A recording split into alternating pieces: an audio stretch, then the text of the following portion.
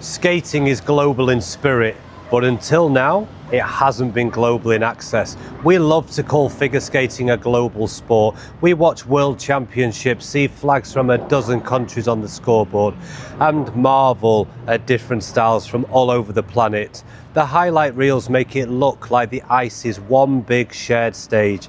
But here's the truth, access to skating is wildly uneven depending on where you live. Some countries have rinks in every major city, pro shops stocked with the latest blades and multiple high-level coaches within a short drive.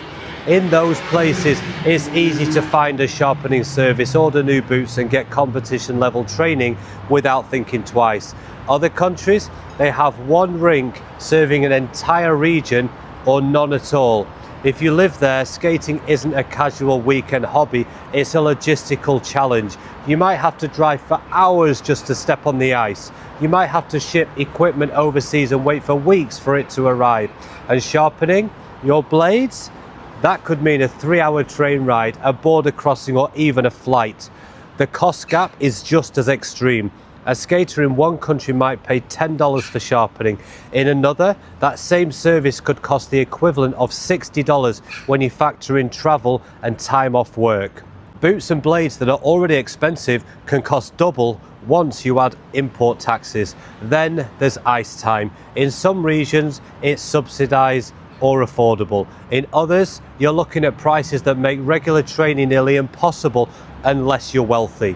This uneven playing field creates a quiet but powerful hierarchy in the sport.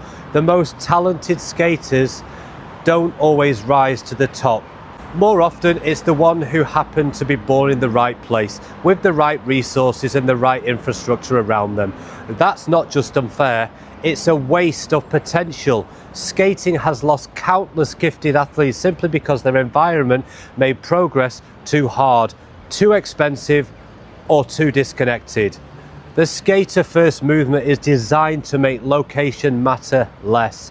Modular equipment means a skater in a warm weather country can train year round on inline wheels that match their ice setup. They don't have to wait for the one seasonal rink to open. They can keep their rhythm, their edges and their jump timing all year round. A coach in a country without sharpening service can give their students blades that never need grinding, removing one of the most frustrating access barriers entirely. And the Creator program, it's built to be borderless. If you've got a phone, an internet connection, and a passion for sharing your skating, you can contribute and earn no matter where you are. A skater in Brazil, a coach in Bulgaria, a parent in Boston, all can be equally involved, equally valued, and equally rewarded. The playing field finally starts to level. When you strip away geography as a barrier, something incredible happens. Styles start to mix in ways they never could before. Knowledge travels faster. A spin variation invented in Japan can be copied, improved and reimagined in South Africa within weeks. A coaching day filmed in Italy can be practiced the next day in Indonesia. Young skaters start to see themselves as part of a global skating family, not just their local club or national federation. That's not just inspiring, it's transformative. I've skated in dozens of countries, from the frozen lakes of Europe to shopping malls in Dubai. The passion is the same everywhere. The difference is infrastructure, and infrastructure is something we can fix with the right tools and systems. When we do, the whole sport benefits. The talent pool expands, the culture grows richer. The stories get more diverse and skating becomes more resilient because it's not dependent on a handful of power centers to survive.